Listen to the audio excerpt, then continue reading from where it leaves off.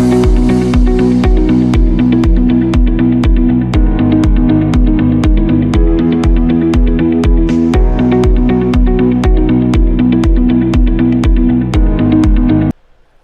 Guys, good evening. നാളെ നമ്മൾ discuss ചെയ്യാൻ പോകുന്നത് നാളത്തേക്കുള്ള ഡിസ്കഷനാണ്. നാളെ ഡേറ്റ് 5th June 2026. ഓക്കെ, നാളെ ഫ്രൈഡേ ആണ്. നാളെ ഒരു സ്പെഷ്യാലിറ്റി ഉണ്ട്. നാളെ RBIയുടെ മോണിറ്ററി പോളിസിൻ്റെ മീറ്റിംഗ് ഉണ്ട്. അതായത് റെപ്പോ റേറ്റ് സംതിങ് ചേഞ്ചസ് ഉണ്ടാവോ ഇല്ലേ എന്നുള്ള കണ്ടീഷനിലുള്ള കാര്യങ്ങളൊക്കെ ഉണ്ട്. അപ്പോൾ ഞാൻ അതിനെക്കുറിച്ചുള്ള ഡീപ്പസ്റ്റ് ഡിസ്കഷനിലോട്ട് പോകുന്നില്ല, കാരണം അത് മാത്രം ട്രസ്റ്റ് ചെയ്തിട്ട് നമ്മൾ ട്രേഡ് എടുക്കുന്നൊരു കണ്ടീഷൻ ഞാൻ എടുക്കുന്നില്ല. ബട്ട് എന്തായാലും നാളത്തെ ആ ഒരു ഡിസിഷൻ എന്താണോ അതിനനുസരിച്ച് ഞാൻ ട്രേഡ് എടുക്കാൻ ചാൻസസ് ഉള്ളൂ. നാളെ അങ്ങനെ ഒരു ഇവൻ്റ് ഉണ്ടായതുകൊണ്ട് മാർക്കറ്റ് മേ ബി പല രീതിയിലും റിയാക്ട് ചെയ്യാൻ ചാൻസസ് ഉണ്ട്. ഇപ്പോൾ മാർക്കറ്റിൻ്റെ ഈ ക്ലോസിങ് സിനാരിയോ നോക്കുമ്പോൾ നമുക്ക് മാർക്കറ്റിൽ കാണുന്നത് ഇന്ന് മാർക്കറ്റ് അത്യാവശ്യം നല്ലൊരു പോസിറ്റീവായിരുന്നു. അതായത് ഗ്യാപ് ഡൗൺ കിട്ടി മാർക്കറ്റ് നല്ല രീതിക്ക് ഒരു പോസിറ്റിവിറ്റി ട്രൈ ചെയ്തിട്ടുണ്ടായിരുന്നു. ബട്ട് എന്നാലും ഒരു കൺസോൾട്ടേഷൻ മാർക്കറ്റായിരുന്നു. ടെക്നിക്കലി നോക്കുമ്പോൾ നമുക്കൊരു കൺസോൾട്ടേഷനാണ് കാണുന്നത്. ഈവൻ നിഫ്റ്റി, സെൻസെക്സ് എല്ലാത്തിലും നിഫ്റ്റിയിലും നല്ല രീതിക്ക് ഒരു കൺസോൾട്ടേഷൻ ആയിരുന്നു. ബാങ്ക് നിഫ്റ്റി ആൾസോ ഒരു റേഞ്ച് ബോണ്ട് മാർക്കറ്റായിരുന്നു. അപ്പോൾ ഈ കറണ്ട് ക്ലോസിങ് വെച്ച് നോക്കുമ്പോൾ നമ്മൾ മാർക്കറ്റിനെ മനസ്സിലാക്കുന്ന കാര്യം എന്താണെന്ന് വെച്ചാൽ, ഇപ്പോൾ ബാങ്ക് നിഫ്റ്റിയിലായാലും ആ ഒരു ഓപ്പൺ റേഞ്ചും പ്രീവിയസ്ലി ക്ലോസിംഗ് റേഞ്ചും ബ്രേക്കൗട്ട് ചെയ്ത് മാർക്കറ്റ് ഇവിടെ ലെവൽ ഒരുപാട് സ്പെൻഡ് ചെയ്തു. അപ്പോൾ അറിയാലോ ഇവിടെ എന്ത് വരും, ഡെഫിനറ്റ്ലി ബയ്യർ വരും. ഓക്കെ, ഈ ബയ്യർ മാർക്കറ്റ് ഒരു പരിധിയിലേറെ മാർക്കറ്റ് എന്ത് ചെയ്തിട്ടുണ്ട്, ഒരു പരിധിയിലേറെ മാർക്കറ്റ് റീടെസ്റ്റിൽ ഇവിടെ പൊസിഷനിൽ എക്സിറ്റ് ചെയ്യിപ്പിച്ചിട്ടുണ്ട്. ഓക്കെ, ഇപ്പോൾ ഈ ലെവലുണ്ട് മാർക്കറ്റിൽ, ഈ ലെവലുണ്ട് എന്നുണ്ടെങ്കിൽ മാർക്കറ്റിൽ ഈ റീടെസ്റ്റിൽ മാർക്കറ്റ് അവരെ പൊസിഷനിൽ എക്സിറ്റ് ചെയ്യിപ്പിച്ചിട്ടുണ്ട്. Even buyer participation നടന്നിട്ടുണ്ടെങ്കിൽ.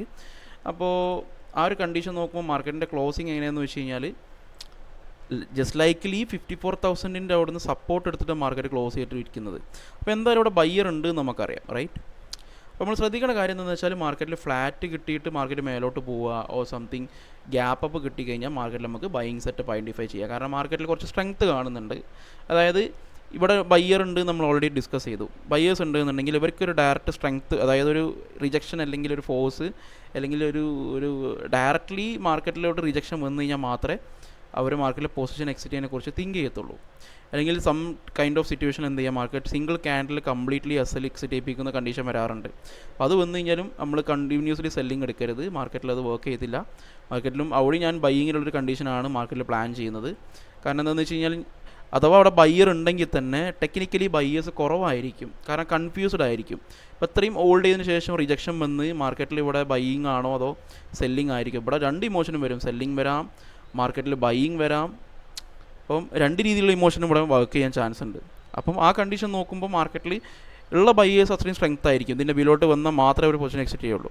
അപ്പം മേ ബി എന്ത് ചെയ്യാം, ഫ്ലാറ്റ് കിട്ടിയാൽ ചിലപ്പോൾ പ്രോഫിറ്റ് ബുക്കിംഗ് വന്നേക്കാം അവരെ.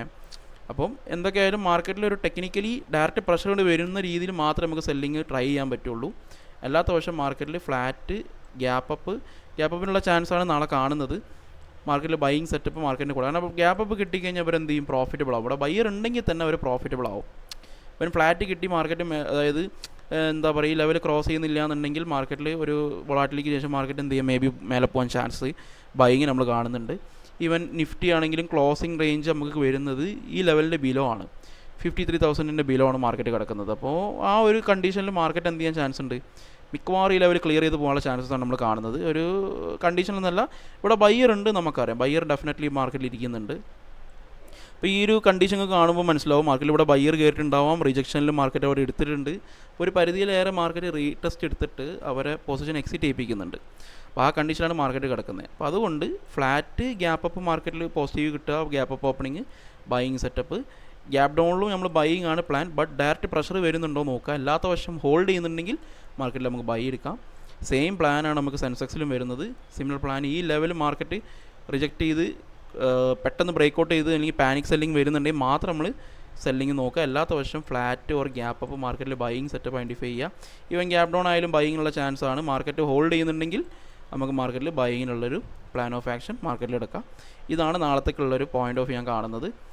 നാളത്തെ മാർക്കറ്റിന് ശേഷം കാണാം. ഞാൻ എന്തായാലും പാർട്ടിസിപ്പേഷൻ 10:30 ഡേറ്റ് ആയിരിക്കും, കാരണം മോണിറ്ററി മീറ്റിംഗ് കഴിഞ്ഞ് മാർക്കറ്റ് കണ്ടീഷൻ എന്താണ് ഹോൾട്ട് ആവുന്നതിന് ശേഷം ഞാൻ മാർക്കറ്റിൽ പാർട്ടിസിപ്പേറ്റ് ചെയ്യുള്ളൂ. See you guys tomorrow. By.